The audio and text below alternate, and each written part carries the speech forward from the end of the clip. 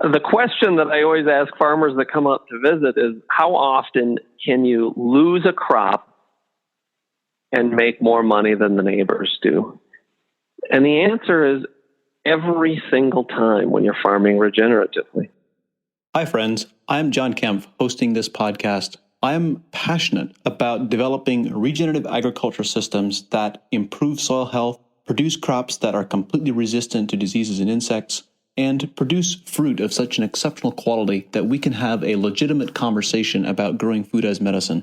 There are many people with incredible knowledge and information about soil and plant systems and how to develop regenerative agricultural systems. However, much of this knowledge and this information is scattered. It's found all over the place. Some of it has been published in peer-reviewed publications, but there are many incredible stories and a lot of knowledge that has not been published and that hasn't been shared with many people. I started Advancing Eco-Agriculture in 2006 to bring this knowledge together in a more coherent fashion and incorporate it into products and growing systems that growers can easily put into practice. It's my personal mission to have these regenerative agricultural systems become adopted globally and become the mainstream, the status quo, against which all other growing systems are compared. To help achieve this goal, I want to share the knowledge that we have learned in the last decade and make it available to everyone. While we have developed products at AEA that embody the principles of regenerative agriculture systems and make them easier for growers to apply, this knowledge and these principles can be applied anywhere. And when they are applied properly, they will always increase farm profitability and resilience to climate stress. If you have any questions, suggestions, comments, or ideas, topics that you would like for me to discuss, please connect on LinkedIn or on Twitter, where my username is @VisionBuilder7, or you can also email me at john@johnkempf.com. I would very much like to hear from you and to hear your feedback. Be sure to subscribe to this podcast, and thank you very much for listening. Enjoy the show. Words and phrases are powerful. Think about the phrase food allergies.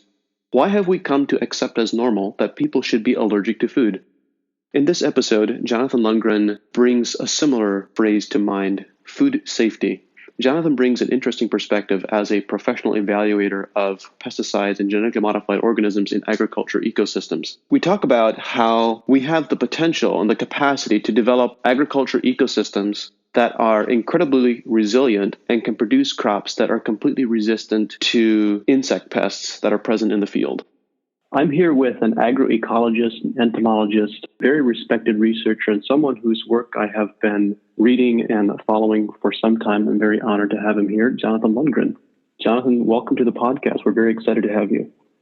Well, thanks for having me. It's great to be here. Jonathan, you've done some very interesting work looking at agroecology and the ecological implications of pest management strategies and some of the tools that we use today. So you've had a really interesting journey. What are some of the memorable moments that led you to the spot where you are today? Can you tell us a little bit about your journey and your pathway?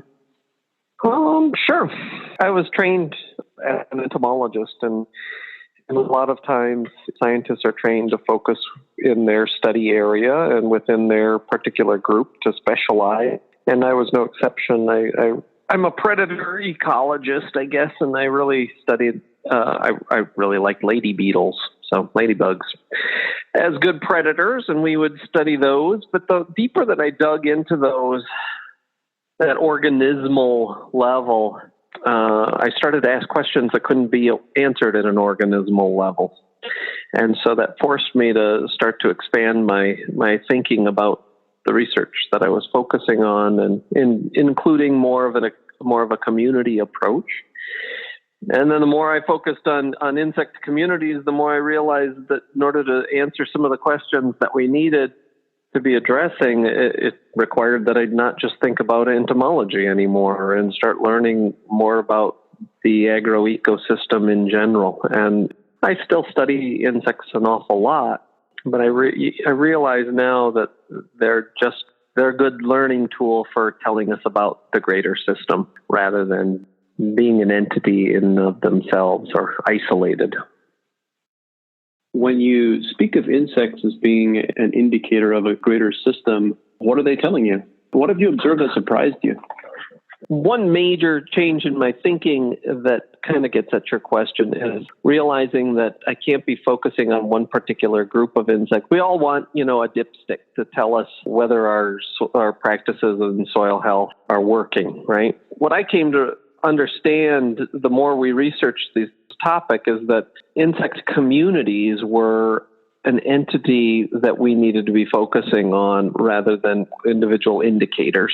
Insect communities were so dynamic and they changed pretty dramatically, but at the same time, all of those changes were really representing key niches.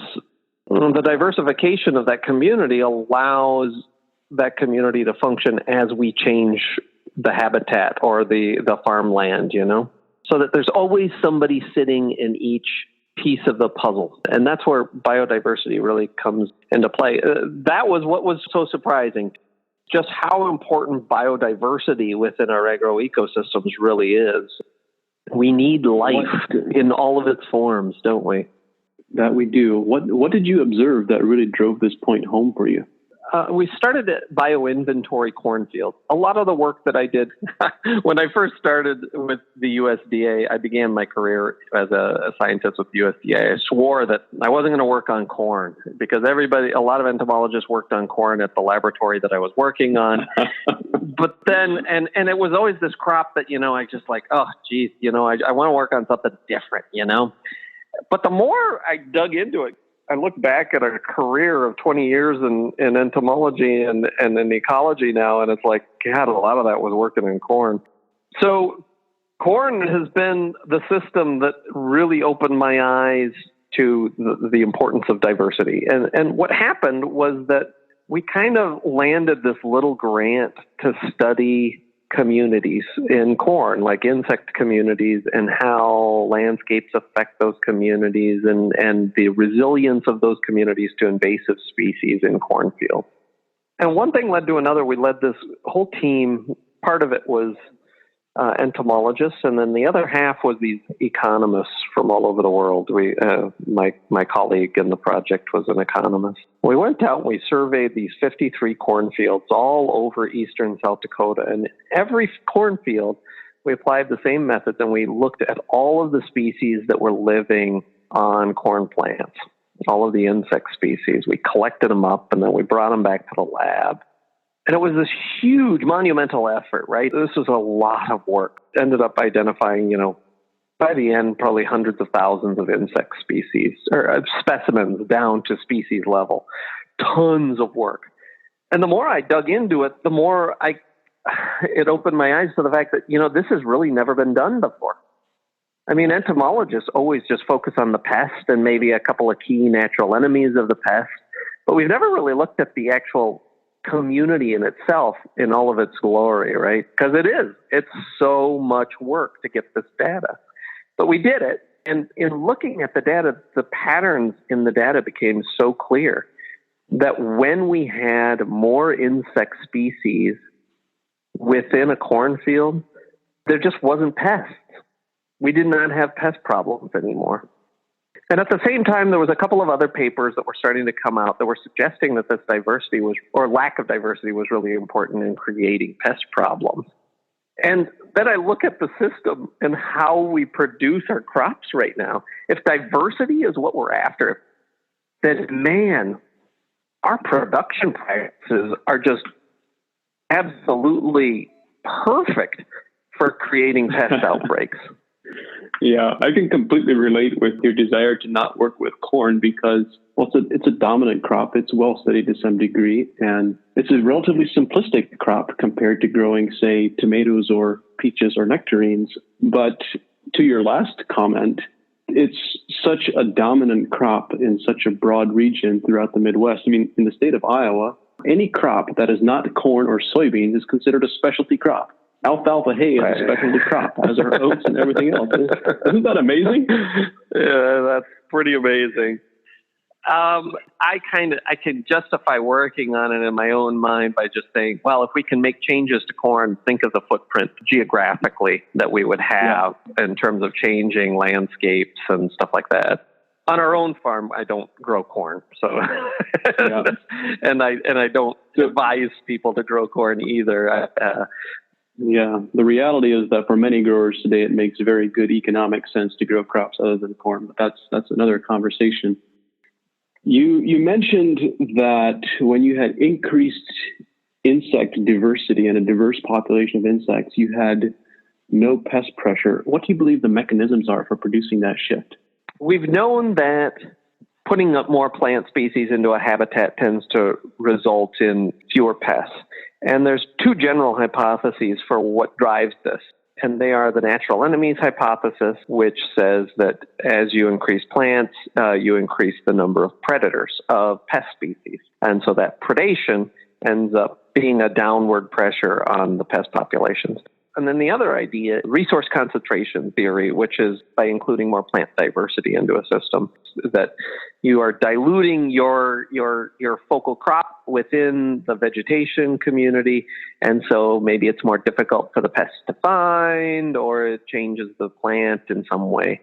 I think both of those are probably at play within that study that showed that insect diversity was really important, but I think that it's so much more complicated than that. Scientists are just like everybody else in that we like to categorize things and we like to control them and we like to manipulate them and feel like we have, at the end of it, some intimate knowledge of what's going on. But the reality is, within an ecological system, and I've been working in it for a long time, the complexity becomes so staggering that I don't think that we can understand all of the mechanisms that are driving this. And that's a humbling experience for a scientist to have to admit, that at some level, we just have to get the hell out of the way and observe these systems rather than going out to our research farm and picking out every mechanism that we can think of as, the quote unquote experts. What I ended up doing that was really important in my career and in us coming to these conclusions is I just started to go out to the farmers that were leading this regenerative agriculture movement and looked at what they were doing. I wasn't interested in controlling their farm. I just wanted to observe. And that's the way science used to happen, isn't it? Scientists would go out and they would observe the natural world, and they would use that as the basis of developing hypotheses that then they could test. And nowadays, science has totally shifted, right? Nowadays, the scientific expert who's, got their PhD and all of the pieces of paper that says that they're really bright, they sit down behind their computer and they write, the sexiest grant proposal that they possibly can. And there's a total disconnect more often than not between the science that ends up happening and the real world that ultimately farmers are living in. And so it's been a real challenge for us to innovate our food production system using science. It's a challenge for some growers as well. There are certainly some growers who are exceptional at being observant and seeing what is happening. Many farmers are very connected to their farm and what's happening around them in the natural environment. There is an incredible complexity. It's beyond the capacity of most of us, or perhaps any of us, to comprehend all the interactions that are happening inside of a plant and with all of these various organism communications back and forth by whatever mechanism and by whatever means. But the beauty within all of that complexity, and we can take comfort in the fact that it was designed to work. It's been developed to work. It works extremely harmoniously, to the point that you made earlier, is that in many cases, perhaps we just simply need to get out of the way and allow it to function as it was intended to. To me, it's humbling, and it's also so exciting, because when we kind of release that and we just start appreciating the beauty and that sense of wonder at the natural world, my God, what an invigorating thing, It is indeed.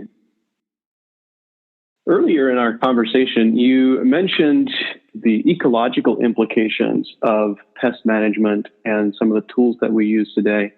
I'd love to hear a bit more about that. What are the impacts on our agriculture ecosystems of the pest management tools that we're so widely using today, and how can we What are possible alternatives? What can we do better?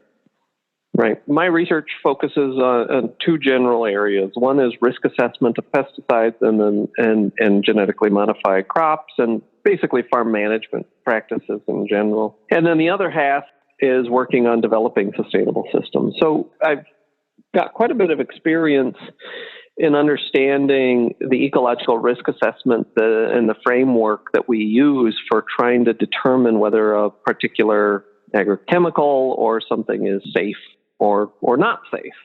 I've advised, the US EPA. I've been on advisory panels for the European version of the EPA, Brazilian government, the United Nations and their conference on biodiversity. And after 20 years of studying this, I can honestly say that when you look at the side of a jug and it says that it's safe, that is meaningless.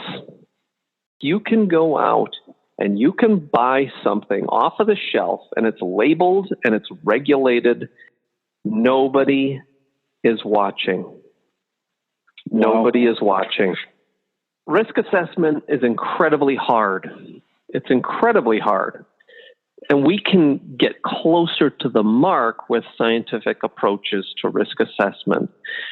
But again, when you understand the complexity of the natural world, my God, right now, just for pesticides, there are a couple hundred different pesticides where the active ingredient is registered with the EPA. And that's where most of the assessments are, the safety assessments are focused, is on those active ingredients.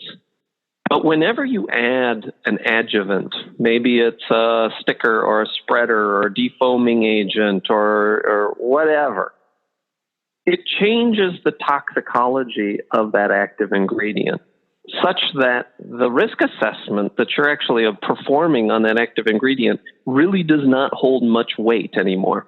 And when you think about all of the formulated products, there's 20,000 formulated pesticides in the U.S., and each of those pesticides would require an ecological risk assessment independent. Each of them. Where's the budget for that? Yeah, and in addition to that, farmers will, in many cases, add additional adjuvants or spreader stickers or whatever the case might be in the spray tank in addition to whatever's in the jug. That's right, and it changes everything.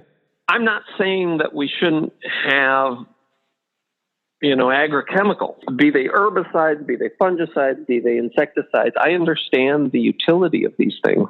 But I think that we need to have a hell of a lot more respect than we do right now. The counties, my county in particular, should not be using a fire hose to be spraying the weeds on the road margins to kill thistles that may or may not be there. Just to burn up product? Come on. I think that farmers, when they buy a bag of seed, and the seed isn't a natural color, it's either purple or blue or pink, those are neurotoxins that they're putting onto their field. And very little of that is actually getting into the plant. Most of it is getting into your soil.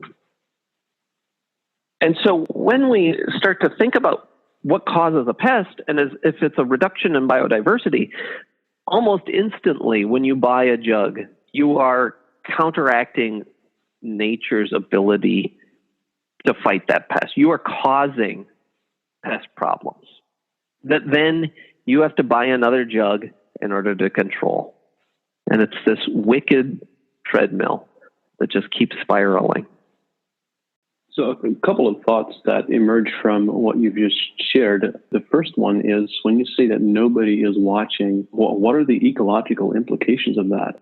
What I'm hearing you to some degree say is that we don't even understand the implications that these materials might have on soil health and ecosystem health.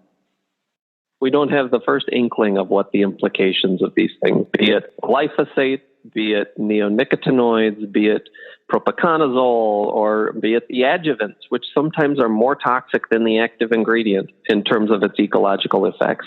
And we're not just talking about the soil, right? We're talking about human health problems.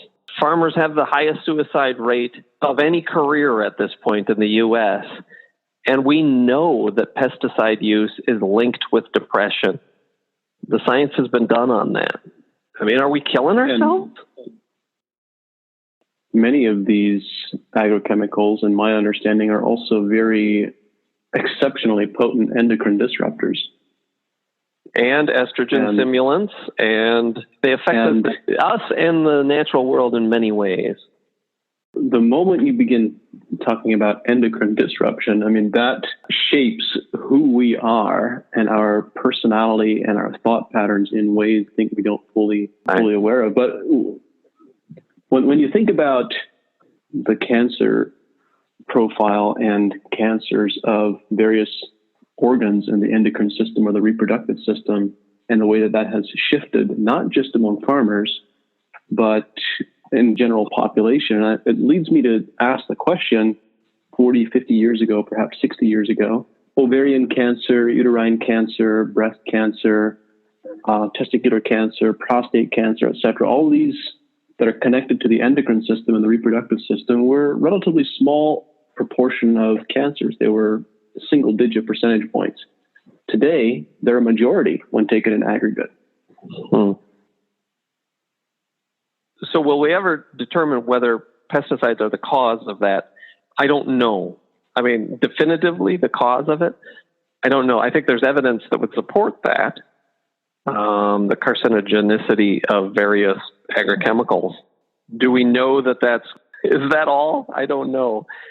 That would cause these patterns that we're starting to see within our society. I'm not sure, but boy, my eyes and ears are wide open, and if I can get away on my own farm without that stuff, then I'm going to do my darndest to do that. And I think that perhaps more importantly, and this is the way that I kind of say it, I don't try to make it an ideological decision. You know what? If I can eliminate an input cost from my farming operation, that's just a good business decision. And so if I get up there and I tell farmers, there's another way, and it's probably going to save you money, and these other farmers are the ones who figured it out, that just makes a hell of a lot of sense, right?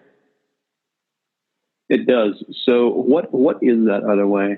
How do we develop agroecosystems that reduce the need for insect management products and other agrochemicals?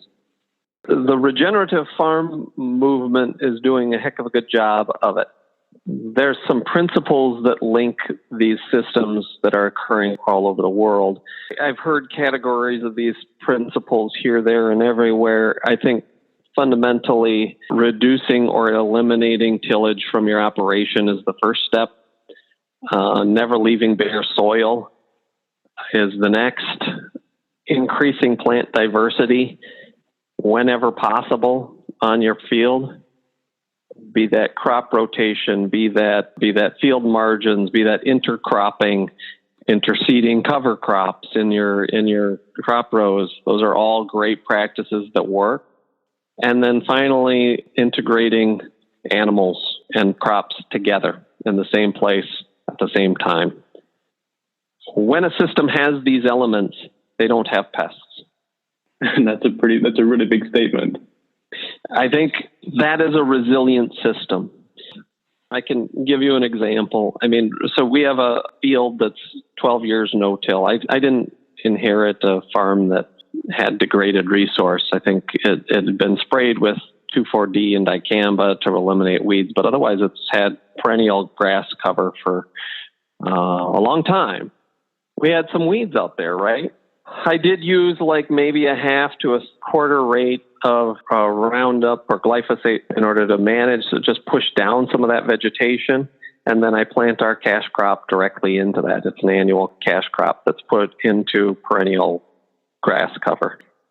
We use until I had livestock, I didn't understand how I was going to control those weeds in any other way.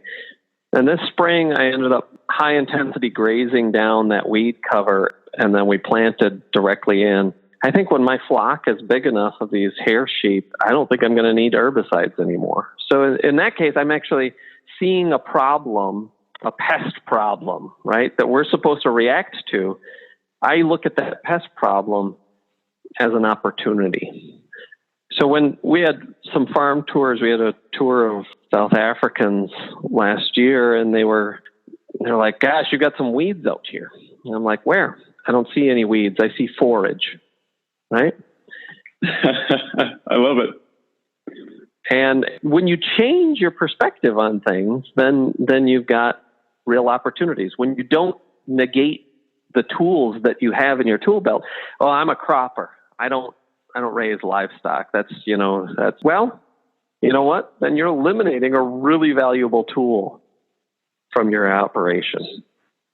Speaking of changing perspectives, I've observed that many growers and researchers shift their perspectives over time as they're on this journey. What is something that you believe to be true about modern agriculture that is different from the mainstream view as your perspective has shifted? When I got into entomology, I was a firm adherent to, the pest management principles, right? Like you go out, sample your fields, you wait until the pest reaches a certain density, and then you react. What I discovered or was taught by farmers, regenerative farmers, is that if you design your system right, pest management should not be a reactive process. Pest management is a proactive process. You design a system correctly, then you don't have pests anymore. And if you have a pest outbreak in your field, that means that you're doing something wrong. That's a very, very different philosophy than you get from just about every extension agent or office, but also much of the infrastructure. So much of our current scientific infrastructure is bent on making a broken system work. Make it work. Figure out how to take this system, change it ever so slightly so that farmers will adopt it on a huge scale and it'll get them by for a little while longer. Genetically modify the plants, do that. Oh, here's some seed coating. This will be easy to use and it'll make the system work. And then ultimately the system always re-breaks. And what I was taught very recently is that we need to stop supporting a broken system and we need to reinvent how we're thinking about agriculture. It is intriguing how entrenched the current model has become, to the point where it's become dogmatic and no longer is considering new ideas and new inputs, as might have been the case a number of decades ago. On a couple of occasions, you've mentioned that in addition to pesticide evaluations, you've also done evaluations of GMOs, and you've mentioned seed coatings a couple of times. I'd love to hear your perspective. What are the things that you've observed and learned about GMOs and how they impact ecosystems? Is there a role for genetically modified organisms in regenerative agriculture ecosystems?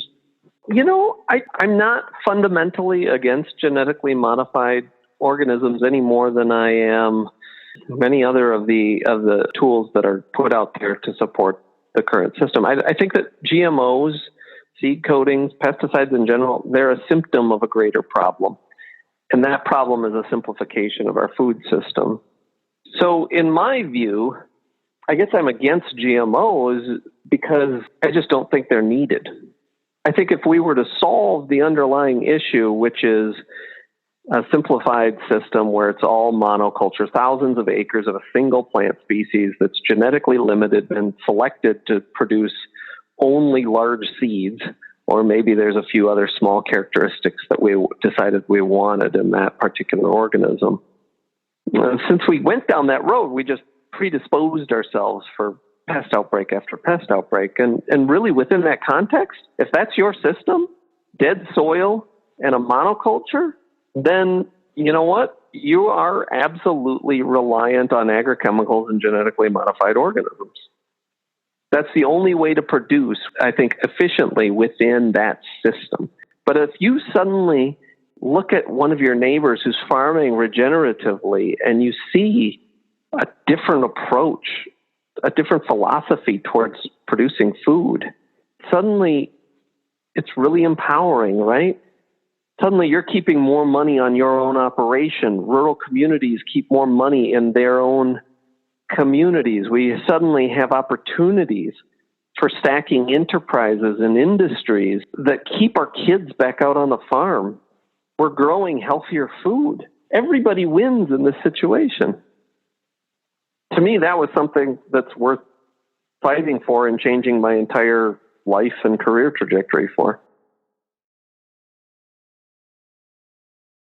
One of the pieces that is really inspiring to me is understanding that we have such tremendous untapped genetic potential in the crop genetics that we have available today and have had available for the last 40 years that we have not yet tapped into. And speaking with experts and scientists in the field, Don Huber and Jerry Hatfield and many others, the implication, and in some cases the explicit statement, is that the reason we have this untapped genetic potential that we have failed to realize is because of our agriculture ecosystems and our soil health.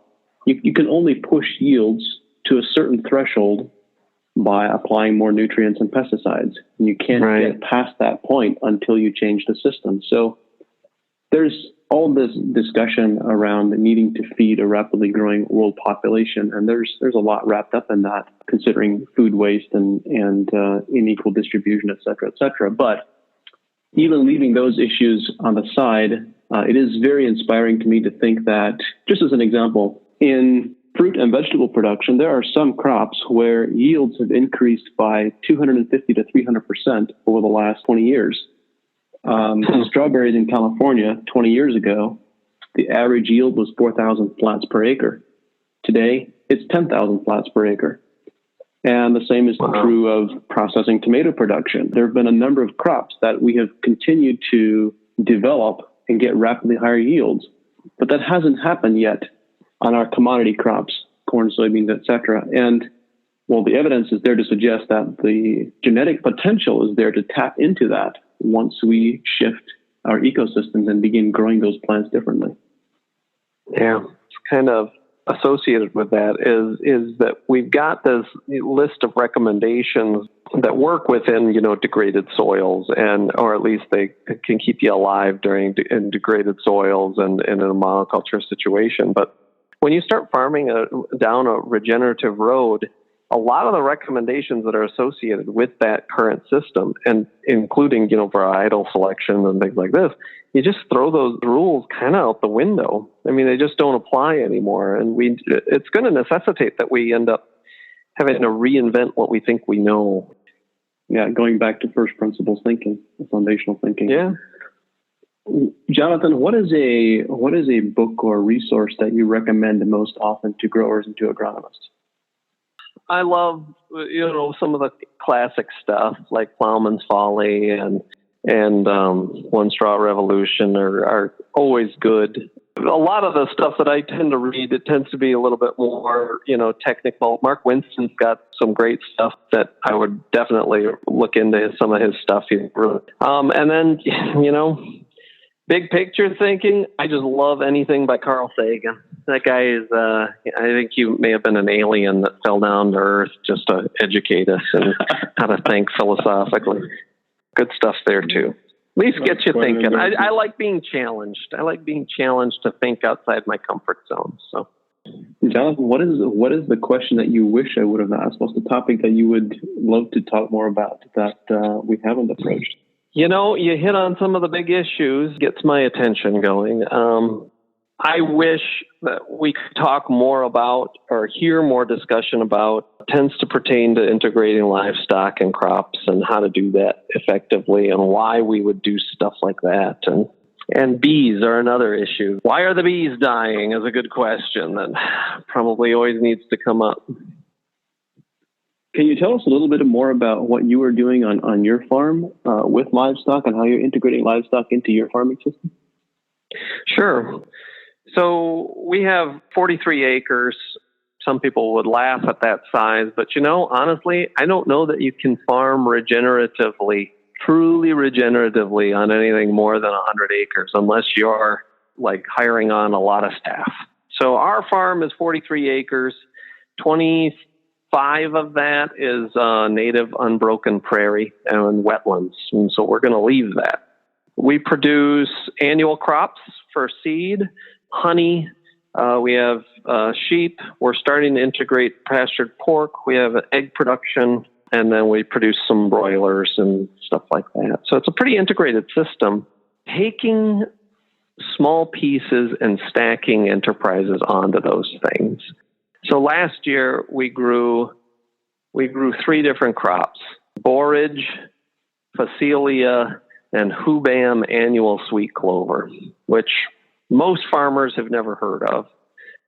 But what they all have in common is that they're great cover crop species. They're great in pollinator conservation and things like this. They're all flowering species that just kick out nectar and pollen like you wouldn't believe.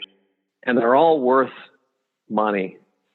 Why would I plant corn, soybeans, wheat if the market just isn't there for those things?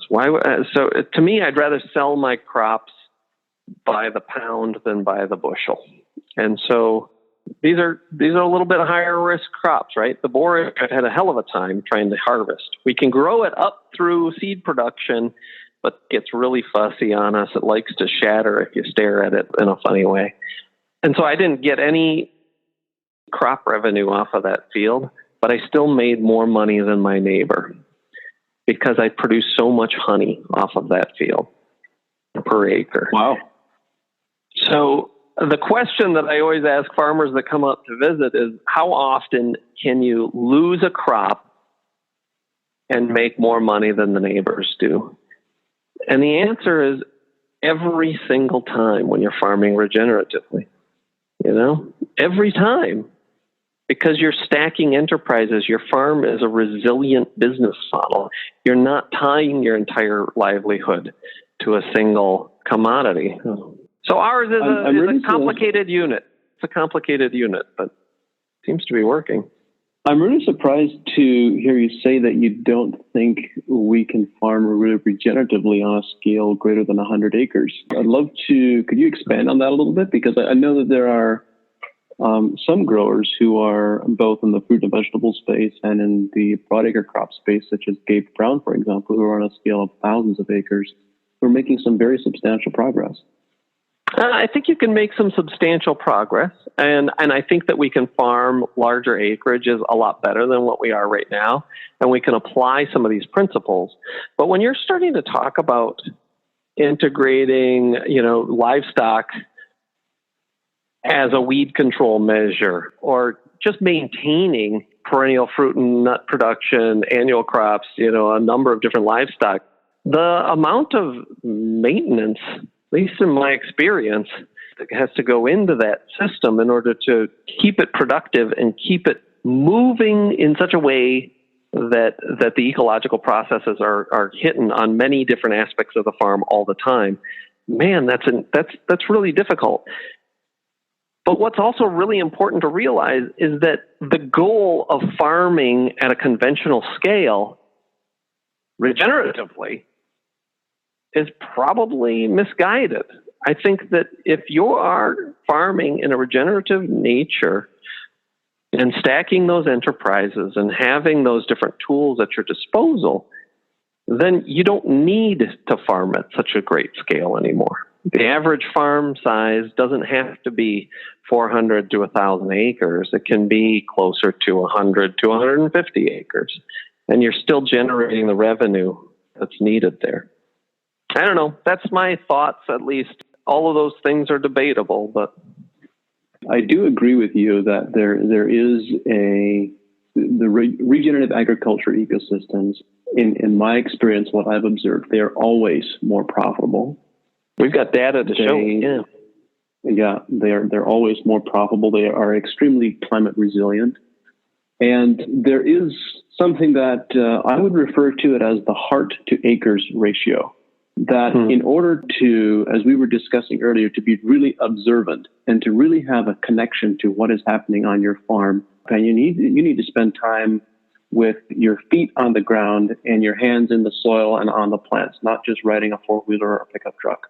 Definitely, there is a limitation to how many acres you can do that well with. I also agree that I've used the words before of scale appropriate. There is, depending on the environment and the ecosystem that you're in, what is natively adapted to grow well there. I think scale appropriate can mean different things in different places. But generally, when you have a smaller scale, you have a more intense production because you have more layers on a single operation. And that can add a tremendous amount of value. And I do also think it can be possible to do it on a larger scale, but you lose some of those benefits that we've just been talking about. Yeah, maybe putting a magic number on it isn't the most appropriate thing, but adopting the philosophy that you can farm smaller better is really a goal that's kind of associated with a regenerative production system. Maybe a better way of explaining it. I was looking at the neighbor who was selling some land across the road from me, and I was looking at that 75 acres, and then I was thinking to myself, I'm like, God, I got 43 acres right now, and I'm riding this all the time. It feels like, or at least I could be. Why would I expand out with another 75 acres? Maybe I'll hit a certain threshold with this farm. I've only been here for 3 years, or this will be my third summer on it. We'll see where it goes. I'm really intrigued when you describe your farming operation and your primary crops. Everything is revolving around honeybees and honey production, and you've mentioned the importance of beekeeping. What is your background with honeybees, and tell us a little bit more about that. So I'm an entomologist, and so bees it's sort of siloed, right? It's not crops, and most people don't think of it as livestock either, and I would really beg to differ. Bees are just another form of livestock, aren't they? And so personally, I've never been a farmer. I've never been a beekeeper. When we started this research farm, I advised beekeepers and I advised farmers as a scientist, and we'd done work on all of these things. But I just thought when I left the USDA to start Blue Dasher Farm, and Ecdysis Foundation is our nonprofit, it was kind of like, in order to really serve, I had to experience what the beekeepers and the farmers were experiencing firsthand, and tying our own livelihood to the operation of a regenerative farming operation. And so I had never kept bees, professionally. I'd never been a farmer professionally, and I've learned a hell of a lot in the last 3 years, and I've made a hell of a lot of mistakes in the last 3 years. But at the same time, it's given me such new perspective on just the diversity of skills that farmers need and the experience. And it also raised in my own consciousness the fact that, some of the best naturalists that I've ever met are farmers and beekeepers, just observers of the natural world. Awesome. I like that because actually that means a lot to me personally, because before I started doing my current consulting work, starting advancing eco-agriculture and working in the regenerative agriculture field, my dream was to be a full-time beekeeper. I had some over 30 colonies of honeybees from the age of 12, and I still have that as a hobby today, and I love it. I love it. There's nothing more invigorating than opening up a box of 10,000 stinging insects and just like, you know what? They don't care. If you've got the right queen. I had some Africanized hives that were mean as cuss, but this year they're really friendly, and it's like, yeah, they kind of just let you into this world that is almost unimaginable. Who could come up with honeybees? Who could imagine something like that in science fiction or in Hollywood, right? There's something really special about that. Unless you really screw things up, it's always a very calming experience for me to be out and working with the honeybees, because you have to be in that calm space to really work with them well and not get things riled up. So it's a very calming experience as well.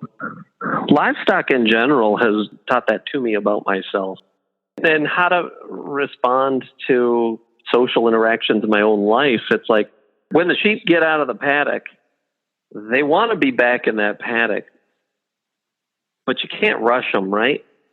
You can't run after them. You nudge them, right? And then if they don't, and then they almost get back into their fence where they want to be originally.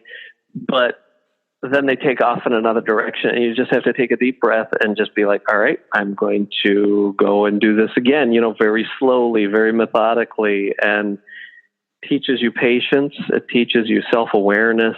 And it's something that our society has lost.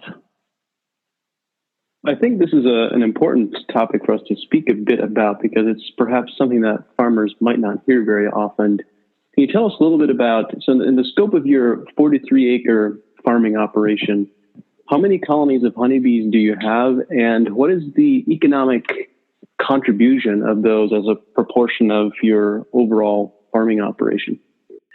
We have 100 hives on our land. When the bees are, so we had to build comb over the first couple of years, and that's something that I think a lot of farmers, a lot of new guys may not understand that. I didn't, is that a lot of the honey initially goes into comb production. Right now, we're expecting to be able to pull down 3,000 pounds of honey off of our farm, and then we sell it at $8 a pound. And I can't keep it in stock. I can't keep it in stock. So our farm is really designed to produce honey. That's revenue of $500 an acre without even considering all the other seed production and everything else that is happening. That's right. Plus, I'm taking meat production off in terms of the sheep and pastured pork, and then we're also taking the annual crop seed off when we can get it. But if I don't, you know what? That's not such a big deal. I've got a pretty good system designed there. The honey production is the majority of our revenue at this point. That's why we've kind of designed it the way we have. I think that a lot of farmers and maybe even consumers don't even know what real honey tastes like. Honey that you buy at the grocery store, that's not honey. No, it resembles corn syrup more than it does real honey. Yes, absolutely it is. Because a lot of the big box stores, they buy their honey from international markets, and China and India are dumping honey in North America right now, and it's not honey. It's like rice sugar that they've adulterated to get through customs. And so they're just dumping it. That drives the price way, way down. Beekeepers are just like, what are these guys doing? And then when you do get clover honey, sometimes they produce that honey not off of nectar because there isn't enough nectar in the environment anymore to support a lot of bee colonies. And so a lot of beekeepers end up feeding their hives with sugar water or corn syrup water. So that honey that's then created it doesn't have the floral bouquet of the flavor and the smell of what real honey is. We don't feed our bees, except we'll feed them honey during June when there's a dearth. But there is almost nothing better than just like reaching into a beehive when it's still warm and that honey coming out. Oh my gosh. I'm totally with you on that. I can really relate. Honey has, people who are aware and educated about this are aware that honey has different flavors, but the feedback that I've received from buyers of honey that I've produced and that I've worked with is that this honey is different. It makes my lips tingle. It makes my mouth tingle. I feel energized from it. Right. And that's what real honey is supposed to be like. Well, that's right. And it's good for you. You know how good it is for you? It jazzes up your immune system. It's like, it's got it all. Honeybees and the decline in honeybees and the difficulty that we have. I've never kept hives alive all winter yet. I'm going to try something different this winter, but we can't keep them going. And it's so discouraging for me to look at the learning disabilities that the bees have adopted from the agrochemical exposure that they're getting out in the environment. And my God, they're just the canaries in the coal mine here. So I think you have the capacity to offer a unique perspective on this with your background as an entomologist and looking at agroecology. Why are the honeybees dying? You want to heal you want to save the bees, you heal the soil. A number of pollinator groups have adopted that since I first started saying it, but it's absolutely true. The bee die-off is totally a symptom of the simplification of our food system, right? Lack of floral resources, lack of flowers, nectar, pollen for the bees to eat. So they're starving. Then you've got all of the pesticide exposure. When scientists have looked, we've found 90 different pesticides in beehives. bees aggregate these things into the wax in their comb. And so their larvae are constantly exposed to this whole suite of different agrochemicals that we are being exposed to as well. And lo and behold, starving, poisoned bees get sick. And so enter in the varroa mite, enter in the viruses, enter in, the bacterial and fungal diseases. And it's just like a perfect storm. But you can silo all of those issues, right? Oh, I'm going to, the varroa mite. The varroa mite must be killing. I'm going to work on the varroa mite. Or I'm going to, get rid of all these pesticides. And we're just at this state where component research and component solutions aren't going to get us where we've got to be. It's got to be a systems level change. And that's been the direction that we push forward. And the beekeepers get it. A couple of thoughts for you on overwintering. I'm sure you probably know more than I do. No, I'm listening. What do you got? I started doing something pretty interesting 3 years ago, and I started berating myself as soon as I opened my mouth because I had 100% loss this last year. So who am I qualified to have an opinion? But for the 2 years prior, I was actually successful overwintering, and I learned a technique from an aeronautical engineer where he was dealing a lot with attempting to remove the self-generated humidity from within the hive. And he developed this idea where he would remove the north sidewall frame and replace it with a piece of marine board. And he'd do this all the way down throughout the entire colony to have basically a barrier layer of the marine board between the marine board and sidewall all the way down. The principle was that if there was any condensation or humidity within the colony, it would accumulate only between 100% of it would be in that crevice between the marine board and the sidewall of the colony. It does actually work that way. It removes all of the humidity and the condensation from other parts of the colony. That's been a big problem for us, for sure. You're taking out a frame? Yes, he was taking out one frame, and then he basically cut it long enough so that it would fit all the way from the top on the colonies. He was using two deeps that would go all the way from the top clear to the bottom board. So he didn't want any splits in that piece of marine board. And I'm going to try it. I'll give it a shot. The other thing that I've been hearing, I'm going to try overwintering them as nukes during in one of our sheds this winter and see whether or not I have to replace the resource frames every so often that way. But I guess that they're able to regulate temperature a little bit better. The problem is, and I think this probably is an artifact of the neonic exposure, is that that first frost, man, they don't know how to form a ball in order to conserve heat. And so you see a major die-off. We lost half of the hives after the first frost. They were going strong, wow. And then boom, they just crashed. And it was what happened. And a couple of the beekeepers have said, well, I think they still don't know how to form a ball anymore. They can't remember. It's really interesting because I have extensive family, cousins, aunts, and uncles in the thumb of Michigan. They have started putting their honeybee colonies in calf hutches over winter. Mm-hmm. And with incredible success. I mean, they have the last 3 or 4 years, they've had 90+% what overwintering success. Yeah, it's kind of blew my mind. What they put them in? Plastic calf hutches that you can think of them almost as a miniature greenhouse. Protect them from the wind. They're warmer during the winter months. Obviously, they still get cold, but they warm up pretty quickly whenever the sun hits them. So 5 or 6 in a hutch or something like that, you think? Yes. Actually, I want to say 3 or 4. Okay. And that way the hive heat itself isn't going to get overwhelming either, is it? Right, exactly. What bothers me is that, overwintering did not used to be this much of a challenge. I think, you've always lost a few hives if you've overwintered up north, but this just seems like nobody is successful. I talked to all of the beekeepers in the region. Nobody had their hives survive this last year. Wow, that's bad. So I think there's something bigger going on, but, well, I think we talked about a lot of that today. Not a lot of people want to hear it, maybe, but it needs to be said. Jonathan, thank you so much for sharing all of your insights. I've enjoyed this discussion tremendously, and I'm sure many others will as well. No, my pleasure. My pleasure. Covered a lot of ground. Awesome. All right. All right. Okay. Thanks, Jonathan. This podcast was brought to you by a great company that I work for, AEA, Advancing Eco Agriculture, the leader in regenerative agriculture since 2006. At AEA, we believe in challenging the status quo to find more profitable and regenerative ways to grow crops. We also believe that healthy plants are resistant to pest and disease, and that to grow healthy crops, we must first think different about agriculture, about empowering life instead of suppressing life, about regeneration versus degeneration.